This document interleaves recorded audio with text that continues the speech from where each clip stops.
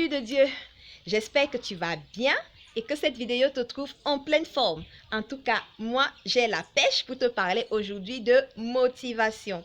Alors, c'est quoi la motivation? La motivation, c'est le carburant qui nous pousse en avant. La motivation, c'est la raison pour laquelle tu veux atteindre cet objectif-là. La motivation, c'est ce qui te pousse à avancer. Alors, aujourd'hui, nous allons aborder 3 points concernant la motivation. Le premier point, c'est de savoir que tu ne peux pas prétendre gagner de grandes batailles si tu n'apprends pas à gagner de petites batailles. Ce sont les petites batailles que tu gagnes en privé qui te préparent aux grandes batailles que tu vas gagner en public. Je te prends un exemple. Tu vis bien sûr dans ta maison, entre les 4 murs de ta maison. Tes voisins ne savent pas ce que tu fais dans ta maison. Alors tu te lèves à 10 heures, tu mens, tu voles, tu calomnies. Mais quand tu sors de ta maison, tu commences à sermonner tes voisins, tu commences à vouloir les évangéliser, à leur dire de ne pas voler, à travailler dur, etc. Peut-être qu'ils ne sont pas au courant que toi tu te lèves à 10 heures et qu'ils ne peuvent pas te dire attends, tu me demandes de bosser dur alors que toi-même tu es un paresseux qui se réveille à 10 heures. Peut-être qu'ils ne le savent pas. Mais certains savent forcément que tu es un menteur. Certains savent forcément que tu passes ton temps à calomnier. Alors comment espères-tu les gagner à Christ si toi-même tu ne prêches pas par l'exemple? Donc tu as besoin de te discipliner, tu as besoin de te faire violence pour commencer d'abord à gagner ces petites batailles en privé, cette bataille contre toi-même.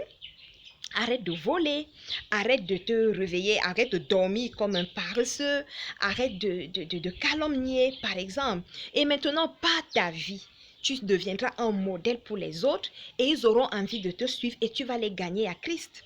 D'accord? Comment espères-tu gagner, réussir à bâtir une entreprise si tu ne peux pas sacrifier quelques heures de sommeil? Apprends d'abord à sacrifier des heures de sommeil. Comme cela, tu auras plus de temps à consacrer à tes activités pour pouvoir bâtir une entreprise ou pour pouvoir atteindre tes autres objectifs. Donc, apprends à gagner de petites batailles. Cela va te préparer à gagner de grandes batailles. Deuxième point, les choses importantes sont rarement urgentes et les choses urgentes ne sont pas forcément importantes. Est-ce que tu comprends? Il est important pour toi que tu te bâtisses un avenir. Il est important pour toi que tu passes des moments de qualité avec les gens que tu aimes. Il est important pour toi que tu passes des moments de communion avec ton Créateur. Mais cela n'est pas urgent.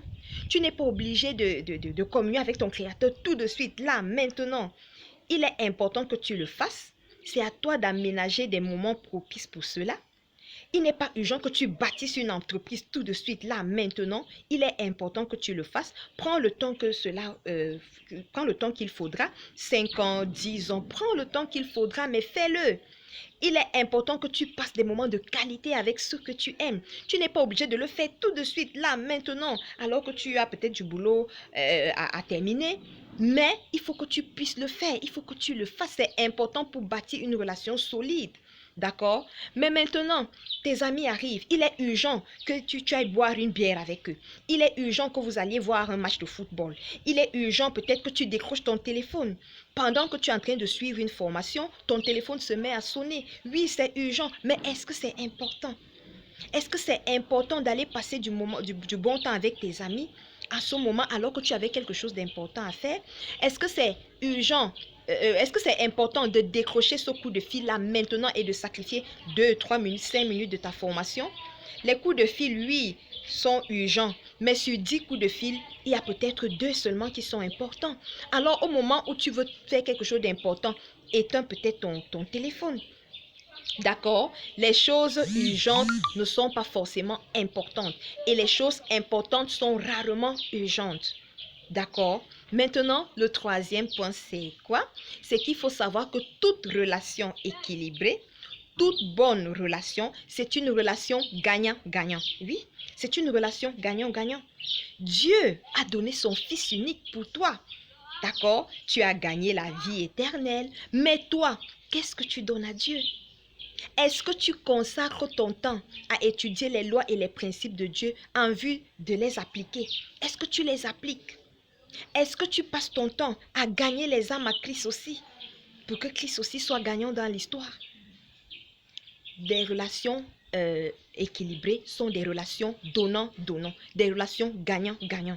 Si tu espères seulement gagner de ton mari, de tes enfants, de tes amis, de tes partenaires d'affaires, oh je veux ci, je veux ça, il faut qu'on me fasse ci, il faut qu'on me fasse ça, c'est une relation qui va droit vers le mur. C'est une relation qui est vouée à l'échec.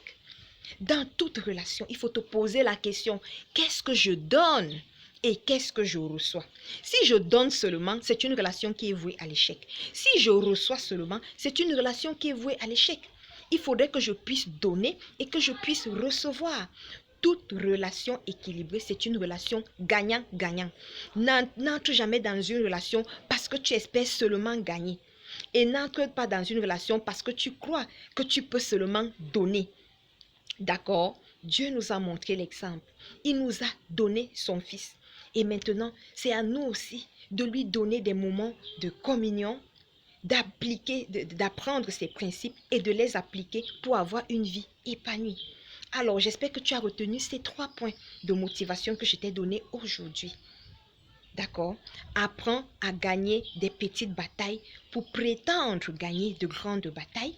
Les choses importantes sont rarement urgentes et les choses urgentes sont rarement importantes.